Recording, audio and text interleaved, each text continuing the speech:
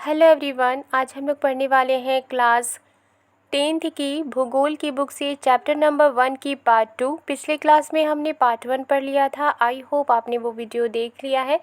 आज हम लोग पढ़ेंगे संसाधन नियोजन से। तो सबसे पहले जान लेते हैं संसाधन नियोजन होता क्या है। संसाधन के बारे में सबसे पहले जान लेते हैं। संसाधन ऐसी चीज़ें जिसका हम लोग यूज़ करते हैं, उसे इस्तेमाल करते हैं, उसे संसाधन कहा जाता है। और संसाधन नियोजन यानी कि जो भी संसाधन यूज़ करते हैं हम, उसकी योजना बनाने को ही कहा जाता है संसाधन नियोजन। यानी कि किस तरह से संसाधन को यूज़ करना है, किस तरह से यूज़ करके हमें आने वाली पीढ़ी के लिए बचाना है, कौन सी संसाधन कहाँ पर पाई जाती है, अगर किसी क्षेत्र में किसी संसाधन की अधिकता है और किसी क्षेत्र में कमी है तो किस तरह से हम संसाधन को डिस्ट्रीब्यूट करेंगे इक्वली, इसी के बारे में पढ़ेंगे और इसे ही संसाधन नियोजन कहा जाता है। संसाधनों के विवेकपूर्ण उपयोग के लिए नियोजन एक सर्वमान्य रणनीति है। इसलिए भारत जैसे देश में जहां संसाधनों की उपलब्धता में बहुत अधिक विविधता है, यह और भी महत्वपूर्ण है। यानी संसाधनों के अच्छी तरह से सोच विचार करने के बाद उपयोग करने के लिए, उसे यूज़ करने के लिए जो प्लानिंग की जाती है वो सबके ज़रिए सर्वमान्य है। यानी सभी इसे अच्छी तरह से एक्सेप्ट करते हैं कि जो संसाधन होती है उसे अच्छी तरह से सोच विचार करके ही यूज़ में लाना चाहिए। इसलिए भारत जैसे देश, यानी कि जो हमारा देश भारत है, वहाँ पर किसी क्षेत्र में संसाधन की उपलब्धता अधिक है और कहीं पर कमी है। इसलिए पूरे देश में जो संसाधन पाई जाती है हर जगह उसकी विविधता है। यानी कि कहीं ज़्यादा संसाधन पाई जाती है, कहीं पर संसाधनों की कमी है। और इसलिए भारत जैसे देश के लिए एक सोच विचार करके ही संसाधन को डिस्ट्रीब्यूट करने की जो प्लानिंग है वो और भी ज़्यादा इम्पॉर्टेंट हो जाती है। आगे लिखा है, यहाँ ऐसे प्रदेश भी हैं जहाँ एक तरह के संसाधनों की प्रचुरता है परंतु दूसरे तरह के संसाधनों की कमी है। कुछ ऐसे प्रदेश भी हैं जो संसाधनों की उपलब्धता के संदर्भ में आत्मनिर्भर हैं। यानी कि जो हमारा देश है, यहाँ पर ऐसे क्षेत्र भी हैं जहाँ पर संसाधन किसी जगह ज़्यादा पाई जाती हैं और किसी जगह पर संसाधनों की कमी है। और कुछ ऐसे प्रदेश भी हैं, कुछ ऐसे क्षेत्र भी हैं जहाँ पर जो संसाधन पाई जाती है उसकी वजह से वो क्षेत्र आत्मनिर्भर है। यानी कि मान लीजिए कि किसी क्षेत्र में अगर पानी की प्रचुरता है तो उसे क्या पानी के लिए किसी और जगह पर डिपेंड होना पड़ेगा? नहीं होना पड़ेगा, वो पानी के लिए खुद आत्मनिर्भर है। किसी क्षेत्र में अगर कोयले की अधिकता है तो क्या वो कोयला किसी और जगह से मंगाएगा? नहीं, वो अपनी संसाधन यानी जो कोयला है उसमें वो आत्मनिर्भर है। आगे लिखा है, और कुछ ऐसे भी प्रदेश हैं जहाँ महत्वपूर्ण संसाधनों की अत्यधिक कमी है। यानी कि हमारे देश के ऐसे क्षेत्र भी हैं जहाँ पर संसाधनों की कमी है। अब वहाँ पर संसाधन की कमी होने की वजह से जो दूसरी जगह पर जो संसाधन पाई जाती है उसको इक्वली कमी वाले जगह पर डिस्ट्रीब्यूट किया जाता है। एग्जाम्पल के लिए झारखंड, मध्य प्रदेश और छत्तीसगढ़ आदि प्रांतों में खनिजों और कोयले के प्रचुर भंडार हैं। यानी झारखंड की बात करें, मध्य प्रदेश की बात करें, छत्तीसगढ़ की बात करें, इन जगहों पर खनिज अधिक पाए जाते हैं, कोयले अधिक पाए जाते हैं। अरुणाचल प्रदेश में जल संसाधन प्रचुर मात्रा में पाए जाते हैं। यानी अरुणाचल प्रदेश में पानी की कोई कमी नहीं है, लेकिन वहाँ पर मूल विकास की कमी है। राजस्थान में पवन और सौर ऊर्जा संसाधनों की बहुतायत है। यानी कि जो राजस्थान है वहाँ पर पवन ऊर्जा, सौर ऊर्जा, इसकी प्रचुरता है। क्योंकि राजस्थान एक गर्म इलाका है और इसलिए वहाँ पर जो हवा है उसकी भी गति है, क्योंकि वहाँ पर तो पेड़ पौधे हैं ही नहीं इतने सारे, सिर्फ चारों तरफ रेत ही रेत होते हैं और ज़्यादा वहाँ पर पानी नहीं पाई जाती है। इस वजह से वहाँ पर गर्मी भी ज़्यादा पड़ती है और इसी कारण वहाँ पवन ऊर्जा और सौर ऊर्जा की अधिकता है। लेकिन जल संसाधनों की कमी है और राजस्थान में पवन ऊर्जा पाई जाती है, सौर ऊर्जा की भी अधिकता है, लेकिन वहाँ पानी की कमी है। जल संसाधन, जल भी क्या है? एक संसाधन है, क्योंकि जल का यूज़ करते हुए हम बहुत सारे काम करते हैं और सिर्फ इंसानों के लिए ही पानी इम्पॉर्टेंट नहीं है, बल्कि पेड़ पौधों और जानवरों के लिए भी पानी इम्पॉर्टेंट है। लद्दाख का शीत मरुस्थल देश के अन्य भागों से अलग थलग पड़ता है। लद्दाख शीत मरुस्थल, शीत मीन्स ठंडा और मरुस्थल का मतलब क्या होता है, रेगिस्तान। तो जो लद्दाख है वहाँ पर जो ज़मीन है वो क्या है, एक रेगिस्तान की तरह है, लेकिन वो शीत मरुस्थल है, यानी वहाँ का इलाका ठंडा है। देश के अन्य भागों से अलग थलग पड़ता है। कौन? लद्दाख। क्यों? ये प्रदेश सांस्कृतिक विरासत का धनी है, यानी लद्दाख में सांस्कृतिक विरासत पाई जाती है, लेकिन यहाँ जल, आधारभूत अवसंरचना तथा कुछ महत्वपूर्ण खनिजों की कमी है। इसलिए राष्ट्रीय, प्रांतीय, प्रादेशिक और स्थानीय स्तर पर संतुलित संसाधन नियोजन की आवश्यकता है। और यही वजह है कि चूँकि हमारे देश में कहीं पर संसाधन ज़्यादा पाई जाती है और कहीं पर संसाधनों की कमी है, और इसीलिए पूरे देश में, प्रांतीय में, किसी एरिया में, यानी कि स्थानीय स्तर पर जो संसाधन होती है उसको बैलेंस करने की ज़रूरत है। भारत में संसाधन नियोजन। हमारा भारत एक बड़ा देश है और इस वजह से अलग अलग जगहों पर संसाधन अलग अलग तरह से पाए जाते हैं। इसी कारण जो संसाधन है, भारत में जो संसाधन पाए जाते हैं उसकी किस तरह से हम योजना बनाते हैं, यहाँ पढ़ेंगे। यहाँ लिखा है, संसाधन नियोजन एक जटिल प्रक्रिया है, यानी संसाधन के बारे में योजना बनाना, उसे अच्छी तरह से हर जगह इक्वली डिस्ट्रीब्यूट करना, ये जटिल प्रक्रिया है जिसमें निम्नलिखित सोपान है। पहला, देश के विभिन्न प्रदेशों में संसाधनों की पहचान कर उनकी तालिका बनाना।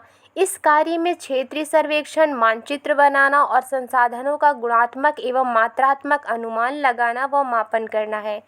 अब पूरे देश में संसाधन को इक्वली डिस्ट्रीब्यूट करने के लिए क्या किया जाता है? सबसे पहले संसाधनों की पहचान किया जाता है कि किस क्षेत्र में किस तरह के संसाधन पाए जाते हैं, और इसी वजह से इस काम के लिए क्षेत्रीय सर्वेक्षण, यानी कि हर जगह सर्वे की जाती है, क्षेत्र क्षेत्र में सर्वे की जाती है जहाँ पर संसाधन पाई जाती हैं, और इसके बाद फिर मानचित्र बनाया जाता है और जो संसाधन पाई जाती है, जो रिसोर्सेज पाई जाती हैं, उनके गुण क्या है और उनकी मात्रा कितनी है, इसका अनुमान लगाया जाता है और साथ ही साथ इसका मापन किया जाता है।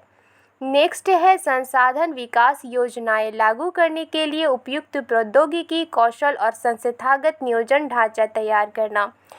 अब जब संसाधन के बारे में अनुमान लगाया जाता है, उसकी मात्रा के बारे में अनुमान लगाया जाता है और मापन किया जाता है, इसके बाद संसाधन के विकास की योजनाएं लागू की जाती हैं, और उस संसाधन के विकास की योजनाएं लागू करने के लिए जो सूटेबल टेक्नोलॉजी है उसका ढांचा तैयार किया जाता है। साथ ही साथ उसके लिए किस तरह के कौशल, यानी स्किल की ज़रूरत है, किस तरह की संस्था की ज़रूरत है, इसकी योजना करने के लिए ढांचा तैयार किया जाता है। नेक्स्ट है, संसाधन विकास योजनाओं और राष्ट्रीय विकास योजना में समन्वय स्थापित करना। जो संसाधन होता है किसी भी एरिया, किसी भी देश के विकास में सहायक होता है। इसी वजह से जब संसाधन के विकास की योजना बनाई जाती है तो साथ ही साथ राष्ट्रीय विकास की योजना भी होती है, और इसी के साथ, यानी संसाधन विकास योजना के साथ साथ राष्ट्र विकास योजना के बीच में समन्वय यानी बैलेंस स्थापित करना होता है। यानी कि जो संसाधन के लिए जो योजना बनाई जाती है तो किस तरह से राष्ट्र के लिए भी ये बेहतर हो, इसमें बैलेंस बनाया जाता है। आगे लिखा है, स्वाधीनता के बाद भारत में संसाधन नियोजन के उद्देश्य की पूर्ति के लिए प्रथम पंचवर्षीय योजना से ही प्रयास किए गए। जब हमारा देश आज़ाद हो गया तब हमारे देश के डेवलपमेंट के लिए, इसके विकास के लिए योजनाएं बनाई जाने लगी, और सबसे पहली जो योजना बनाई गई थी वो क्या थी? प्रथम पंचवर्षीय योजना। आगे लिखा है, किसी क्षेत्र के विकास के लिए संसाधनों की उपलब्धता एक आवश्यक शर्त है। यानी कि किसी भी क्षेत्र की डेवलपमेंट तभी हो सकती है जब वहाँ पर संसाधन की उपलब्धता हो। यानी कि अगर किसी क्षेत्र में किसी एक संसाधन की उपलब्धता है, वहाँ पर वो संसाधन पाई जाती है, तो उस संसाधन के पाए जाने की वजह से उस क्षेत्र का विकास होता है। फॉर एग्ज़ाम्पल, अगर किसी जगह पर कोयले की प्रचुरता है तो उस कोयले की उपलब्धता की वजह से उस क्षेत्र का विकास होता है। लेकिन परंतु प्रौद्योगिकी और संस्थाओं में तदनुरूपी परिवर्तनों के अभाव में मात्र संसाधनों की उपलब्धता से ही विकास संभव नहीं है। यानी कि किसी क्षेत्र में अगर संसाधन पाई जाती है, लेकिन वहाँ पर जो टेक्नोलॉजी है और संस्था है, इसमें अगर परिवर्तन के अभाव में जो संसाधन पाई भी जाती है, फिर भी उस क्षेत्र का विकास संभव नहीं है। यानी कि अगर उस क्षेत्र में संसाधन पाई जा रही है लेकिन टेक्नोलॉजी नहीं है, संस्था नहीं है, इसमें परिवर्तन है, तो क्या उस संसाधन का सही तरह से उपयोग किया जा सकता है? नहीं। इसी वजह से उस क्षेत्र का विकास संभव नहीं है। हालांकि वहाँ पर संसाधन की अधिकता है, लेकिन फिर भी उस क्षेत्र का विकास संभव नहीं है जब तक कि टेक्नोलॉजी और संस्था ना हो। देश में बहुत से क्षेत्र हैं जो संसाधन समृद्ध होते हुए भी आर्थिक रूप से पिछड़े प्रदेशों की गिनती में आते हैं। यानी कि हमारे देश में ऐसे बहुत सारे क्षेत्र हैं जहां पर संसाधन तो बहुत हैं, लेकिन फिर भी वो आर्थिक रूप से पिछड़े प्रदेशों की गिनती में आते हैं। आर्थिक रूप से पिछड़े मीन्स कि वहाँ पर जो इकोनॉमी है वो अच्छी नहीं, यानी कि वहाँ पर जो पैसे से रिलेटेड जो बातें होती हैं, मार्केट होती है, वो अच्छी नहीं होती। हालांकि वहाँ पर संसाधन समृद्ध होते हैं। इसके विपरीत कुछ ऐसे प्रदेश भी हैं जो संसाधनों की कमी होते हुए भी आर्थिक रूप से विकसित हैं, और इसके उल्टा कुछ ऐसे भी प्रदेश हैं इसके विपरीत कुछ ऐसे भी प्रदेश हैं जो संसाधन की वहाँ पर कमी तो है, लेकिन फिर भी वो आर्थिक रूप से विकसित है। यानी कि हमारे देश में कहीं संसाधन अधिक है, कहीं संसाधनों की कमी है, और कहीं पर संसाधन की अधिकता होने के बाद भी वो उतना विकास नहीं कर पाए हैं, लेकिन किसी जगह पर संसाधनों की कमी होने के बाद भी वहाँ पर विकास हुआ है।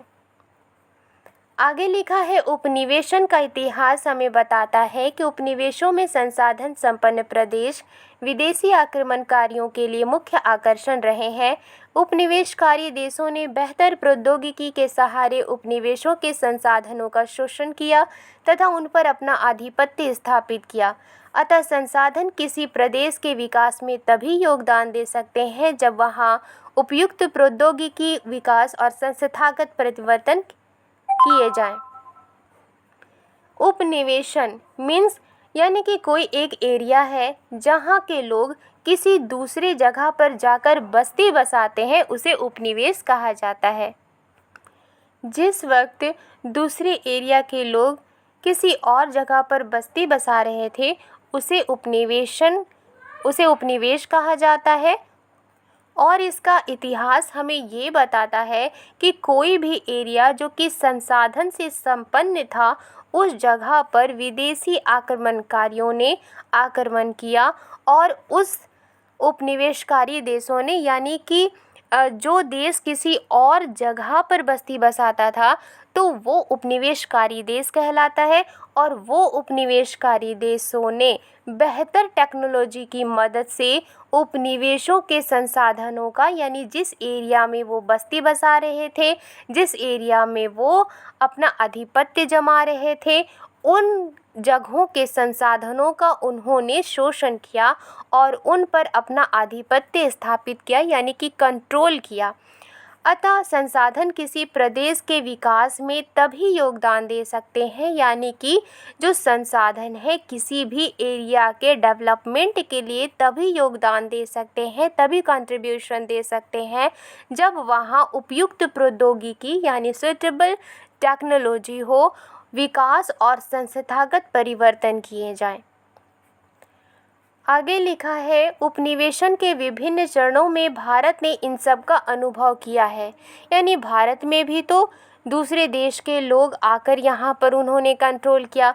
अतः भारत में विकास सामान्यता तथा संसाधन विकास लोगों के मुख्यतः संसाधनों की उपलब्धता पर ही आधारित नहीं था, बल्कि इसमें प्रौद्योगिकी, मानव संसाधन की गुणवत्ता और ऐतिहासिक अनुभव का भी योगदान रहा है। चूँकि भारत में दूसरे कंट्री के लोगों का आधिपत्य भी था और इसीलिए भारत में जो भी संसाधन पाए जाते हैं या पाए जाते थे, उनका जो भी विकास हुआ तो सिर्फ संसाधन की उपलब्धता की वजह से सिर्फ नहीं हुआ, बल्कि जो बाहर से लोग आए थे उन्होंने अपने साथ टेक्नोलॉजी का इस्तेमाल किया, साथ ही साथ मानव संसाधन का यूज़ करते हुए उन्होंने भारत के जो संसाधन था उसका विकास किया और इस तरह से भारत में पाए जाने वाले संसाधनों का विकास हुआ।